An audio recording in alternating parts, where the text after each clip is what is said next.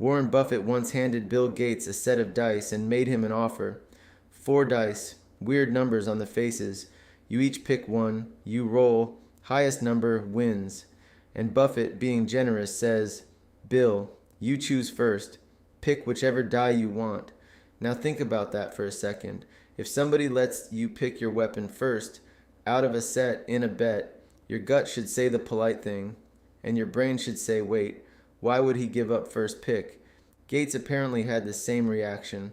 The story goes he looked at the dice, looked at them again, and told Buffett, no, you go first. And that little moment of suspicion is the whole video, because Buffett wasn't being generous. He was handing Gates a trap that's baked into the numbers themselves, a trap that feels impossible the first time you see it. These dice don't have a best one. There's no strongest die to pick, and I'm going to show you exactly how that works. Because when it clicked for me, I genuinely didn't believe it, and had to check it by hand. Okay, before the dice, let's get your brain used to the shape of the trick, because your brain really doesn't want to accept it. You already know one thing that beats another thing that beats another thing in a loop. Rock, paper, scissors. Rock beats scissors. Scissors beats paper. Paper beats rock. There's no best throw. If there were, everyone would just throw it, and the game would be broken. The whole point is the loop, the circle, with no top. Now here's the word mathematicians use for normal ordering, transitive. If A is taller than B, and B is taller than C, then A is taller than C. Height is transitive. Money is transitive. Most things you rank are transitive. Rock, paper, scissors is not. Beating someone doesn't carry through the chain, and your instinct deep down is that dice should be transitive. A stronger die should just be stronger, period. Hold on to that instinct because we're about to break it, and the breaking is the fun part. Here are the 4 dice. They're real. You can build these tonight with a marker and some blank dice. I'll color them so we can keep track. Blue die. 4 faces say 4. 2 faces say 0. That's it. Yellow die is boring on purpose. Every single face is a 3. Pink die. 4 2s and 2 6s. And green die. 3 1s and 3 5s. Take a second and just look at them. None of these is the obvious monster. Blue has a decent 4, but also 2 zeros that lose to almost anything. Yellow is safe but never spectacular. Pink is mostly low with 2 lucky big 6s. Green is a coin flip between meh and pretty good. If I asked you right now, which die would you grab? You genuinely don't have a clear answer. And that's the point. There is no clear answer, and I mean that mathematically, not just vibes. Let's actually fight 2 of them, so you trust me. Blue versus yellow. Yellow is easy to reason about because it's always a 3. Every roll, no drama. So blue wins whenever blue rolls a 4 and loses whenever blue rolls a 0. How often does blue roll a 4? 4 faces out of 6. So blue beats yellow 4 times out of 6. That's 2/3 of the time. Roughly 67%. Not close. Blue clearly beats yellow. Write it down. Blue is stronger than yellow. So far the world makes sense, right? Bigger, better die wins. If your instinct is now saying, okay, so blue is the good one, I want you to notice that instinct. Because in about 90 seconds it's going to walk straight into a wall. But for now, yeah, blue beats yellow 2 out of 3. 1 clean arrow. Blue points at yellow. Now yellow versus pink. Yellow, our boring guy. Always 3. Pink is 4 2s and 2 6s. When does yellow win? Yellow's 3 beats pink's 2, and there are 4 2s on pink.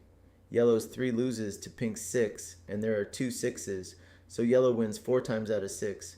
2/3 again. The boring all 3s. Die beats pink 67% of the time. Okay, so blue beats yellow, and yellow beats pink. Your transitive brain, the one that likes clean rankings, is now filling in the blank.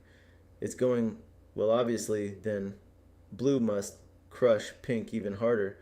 Blue beat yellow. Yellow beat pink. Blue's at the top of the food chain. That is exactly the assumption Buffett is counting on. That is the trap. And I love that the trap isn't some sleight of hand. It's just your own sense of logic, being a little too confident. Let's go test blue against pink and see if the chain holds. Blue versus pink. Blue is 4 4s and 2 0s. Pink is 4 2s and 2 6s. Let's just count every matchup, honestly, all 36 combinations. Blue rolls a 4, which happens 2/3 of the time. That 4 beats pink's 2s but loses to pink's 6s. Blue rolls a 0, 1/3 of the time, and 0 loses to everything pink has. Do the arithmetic and blue only wins 16 out of 36. That's less than half, which means pink beats blue. Read that again. Pink beats blue. The die we thought was weakest beats the die we thought was strongest. The chain didn't hold. Blue beats yellow, yellow beats pink, and pink turns around and beats blue. It's a circle. It's rock, paper, scissors wearing a disguise made of dice. The first time I worked this out, I assumed I'd made an arithmetic error and redid the whole grid. I hadn't. The dice really do this.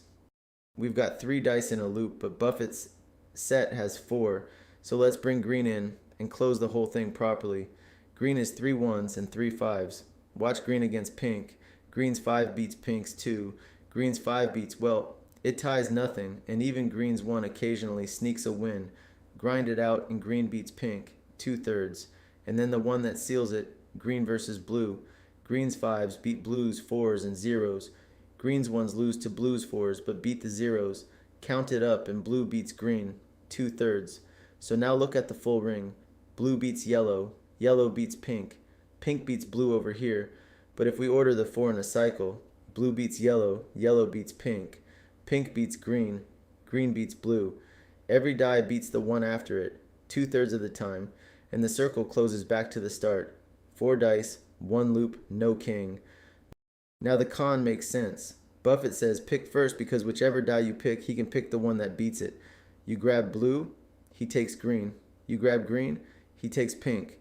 There's an arrow pointing into every single die, so no matter what you choose, he chooses the thing upstream of you in the loop, and he wins 2 out of 3.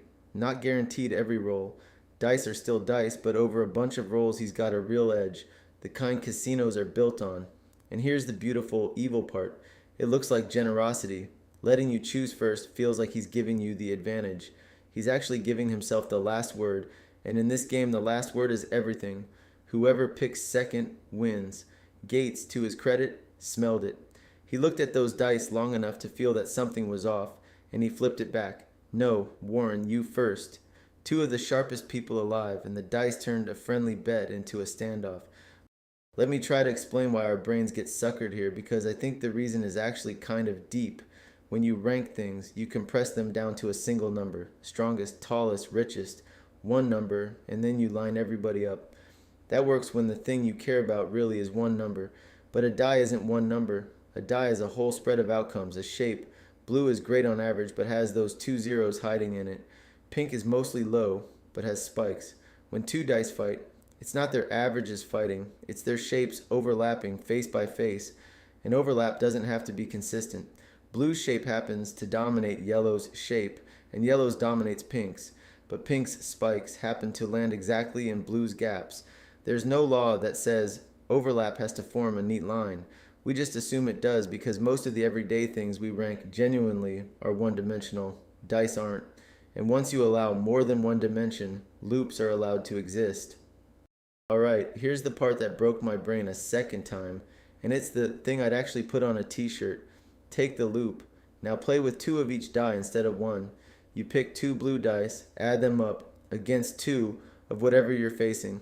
Add those up, highest total wins. You'd think doubling the dice just makes the same loop, right? Same dice, just more of them. Nope. The loop reverses. The arrows flip direction. The die that used to beat yours now loses to it all the way around the circle. So with single dice, blue beats yellow. With pairs, yellow beats blue. Same physical dice, you literally just rolled 2 instead of 1, and the entire pecking order runs backwards. Which means the con has a second layer. Buffett could let you pick a die, then offer to make it best of 2, sounding even more generous, and quietly flip who's actually favored. I don't fully have an intuition for why doubling reverses it. I can prove it, I can grind the numbers, but the gut feeling still isn't there. And honestly, that bugs me. Let's make this useful because you can actually pull this off. Grab the 4 dice, or honestly just show a friend the numbers, and let them inspect everything. That's the flex. Nothing is hidden. Then say the magic, generous words. You pick first. When they choose, you choose the die that beats it. the 1 step back in the loop, and you play best of 10 or 20. So the 2/3 edge has room to show up. In a single roll, you'll still lose plenty. It's dice. But over 10 or 20 rolls, you'll win clearly more often than not. And they watched you let them pick first. The tell, the thing that saves a smart person, is exactly what saved Gates. Why would you give me first pick? If someone insists you choose your weapon before they choose theirs, in a game where they set the weapons, that generosity is the whole scam. Real edges usually wear a friendly face. That's not just dice advice, that's kind of life advice, and I'll leave that one there. So that's Buffett's dice. 4 little cubes arranged so that beating one just hands the crown to the next forever, no top of the mountain. Gates felt the trap by instinct, which is a very Gates thing to do. And the deepest lesson tucked inside a toy is this: our love of ranking things, of saying this beats that so it must be the best, is a habit that works right up until the world stops being one-dimensional. Then it quietly lies to you. Here's the thread I still can't stop pulling on. You can build sets of 3 dice, 4 dice, 5, all non-transitive. People have found sets where the beating probability isn't a modest 2/3 but way higher. And that doubling reversal I showed you, that's just the first flip. There are dice where tripling flips it again. So how twisted can this get? How long can you make the loop? How lopsided can the odds be? Before the math finally says enough. I don't actually know the ceiling. And that's the part that still bugs me. Roll something weird this week.